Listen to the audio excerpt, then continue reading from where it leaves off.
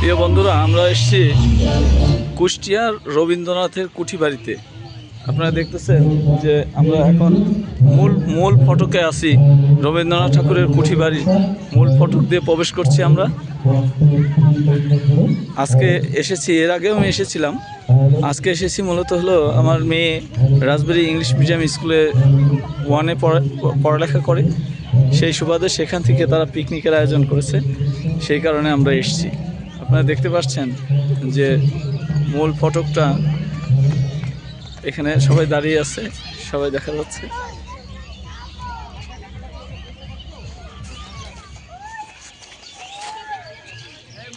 ঘোরার মতন একটা অনেক নিরিবিল জায়গা, ঠিক আছে। বাচ্চারা এখানে হইচই করছে, খেলাধুলা করছে।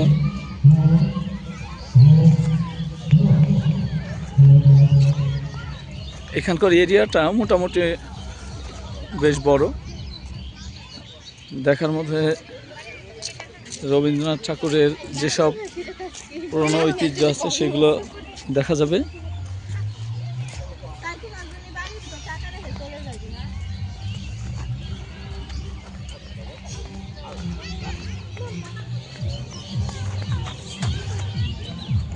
আপনারা দেখতে পাচ্ছেন আমরা মূল ফটক থেকে আরেকটা ফটকের গেটের দিকে ঢুকছি, যেটা রবীন্দ্রনাথ ঠাকুরের যে কুঠি বাড়িটা, সেই বাড়িটার গেটের দিকে ঢুকছি আমরা।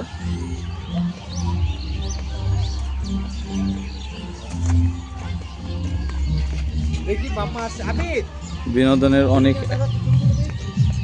একটা ভালো জায়গা, নিরিবিল পরিবেশ। এখানে এসে আপনাদের সময় থেকে ঘুরে যেতে পারবেন। আমরা ঢুকে গেলাম দ্বিতীয় ফটকে।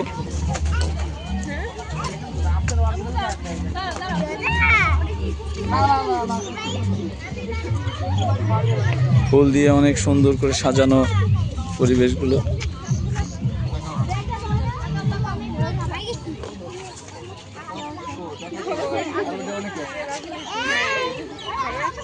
এদিকে আসো।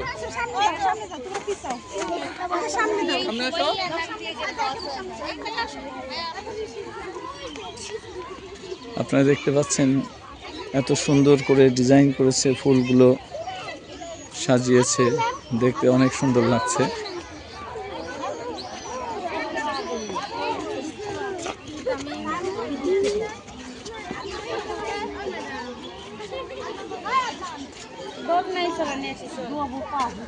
এটা হচ্ছে, আমরা এখন দেখতে পাচ্ছেন যে আমরা মূল ফটক, যে ঘরের কুঠি ঘরের যে মেন দরজা, সেই দরজা দিয়ে আমরা ভিতরে ঢুকছি। আমি আপনাদের সম্পূর্ণ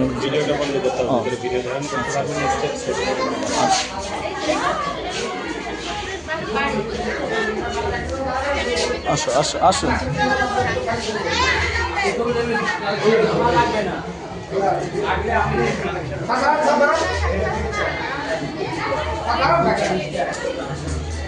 এই যে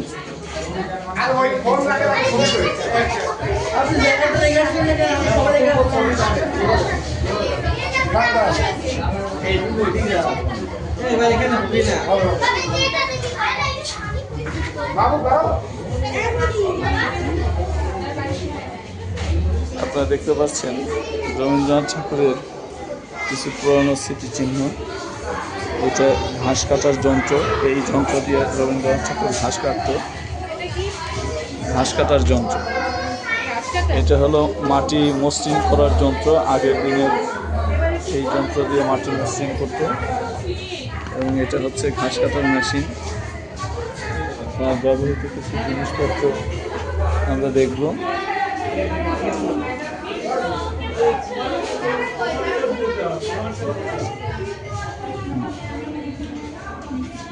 আপনারা দেখতে পাচ্ছেন তার শোল বেহালার পালকি।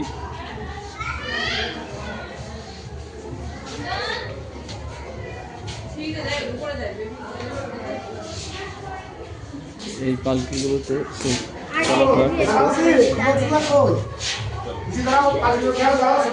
এটা হচ্ছে তার হাত পালকি।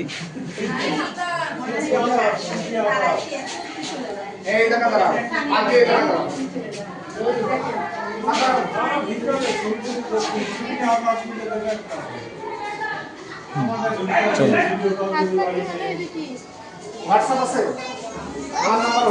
হাতে ব্যবহার করতো। আপনারা দেখতে পাচ্ছেন রবীন্দ্রনাথের যে ড্রয়ার ছিল, টেবিল ছিল, খাজনা আদায়ের যে টেবিল, সেটা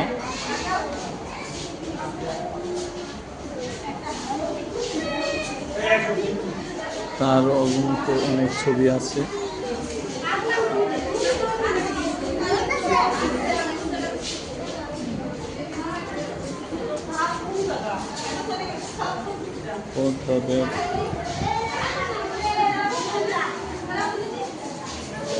পদ্মা বোর্ড প্রতিরূপ একটা এইরকম পদ্মার বোর্ড হয়তো তার ছিল, যার কারণে একটা এরকম একটা পদ্মার বোর্ড সে বানিয়েছিল।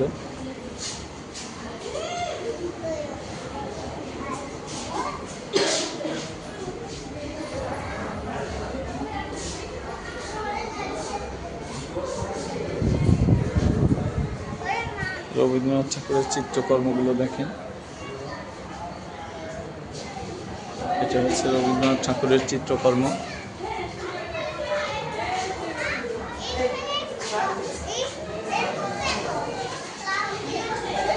অনেক সুন্দর সুন্দর আঁকা ছবি তার হাতে।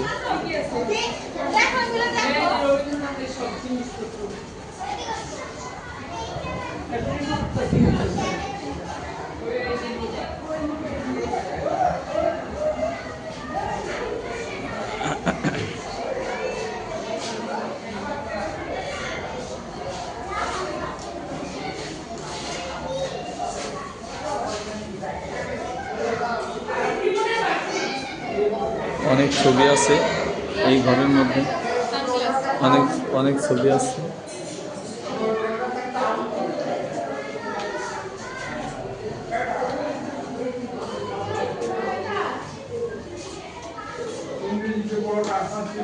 তার নিজ হস্তে লেখা কিছু চিঠি, নিজ হস্তে লেখা কিছু কবিতা,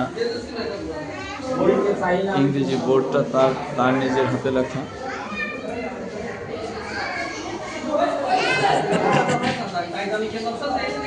রবীন্দ্রনাথ ঠাকুরের নিজের হাতে লেখা কিছু পাণ্ডুলিপি।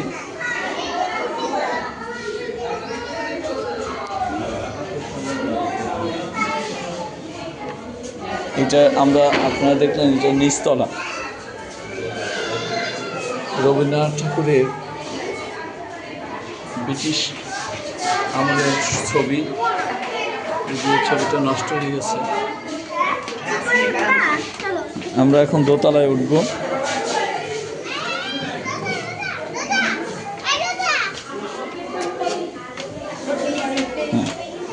এই নিচতলার সিঁড়ি দিয়ে আমরা এখন দোতলায় উঠে যাচ্ছি।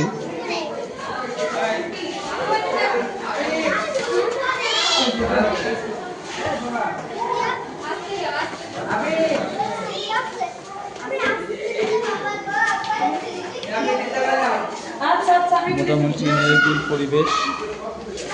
আমরা সিঁড়ি দিয়ে দোতলায় উঠছি।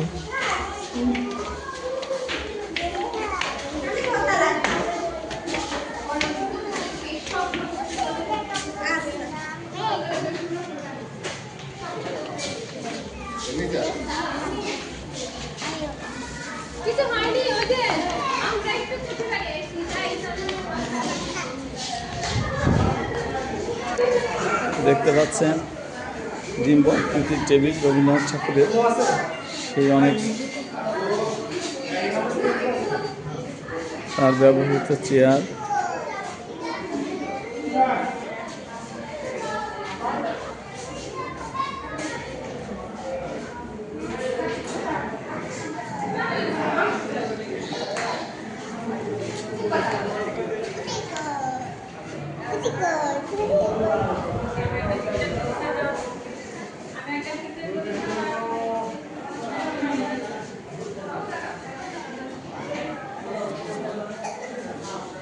এটা তার একটা নকশা অঙ্কিত হাতের লেখা ও তার আঁকা চিত্র।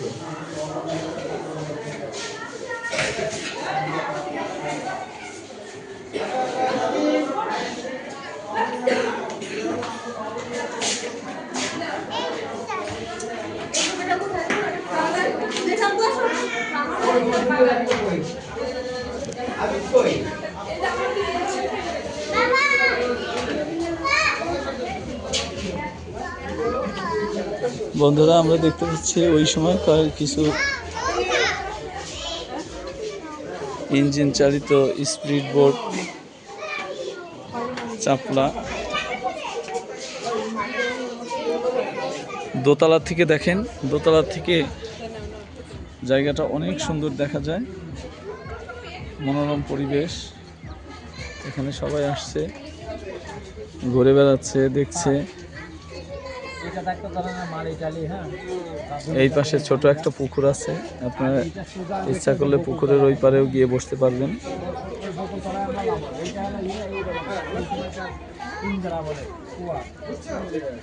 এই পাশে আছে বকুলতলা, আপনারা যে পুকুর দেখছেন সেই বকুলতলার এদিকে।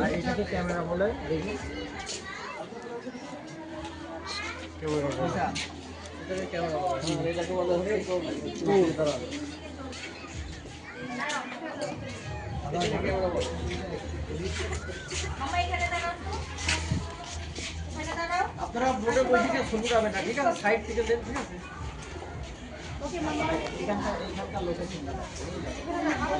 এই দাদা টালির ঘর ধরে কাছে সিকুরে টালিরই ছিল, টালি চলছে। আর দাঁড়াও, এই যে কন্ট্রাক্টরে দাঁড়াও।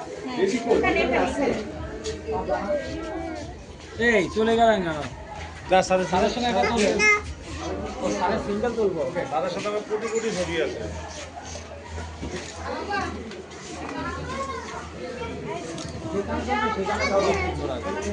হ্যাঁ এই যে আপনি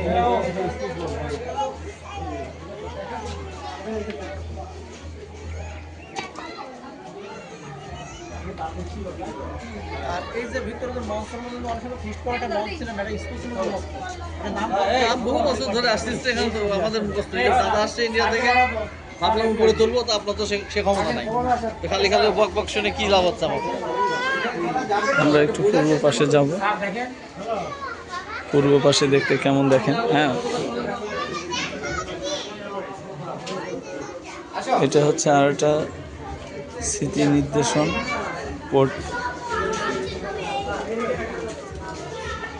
পল্টন।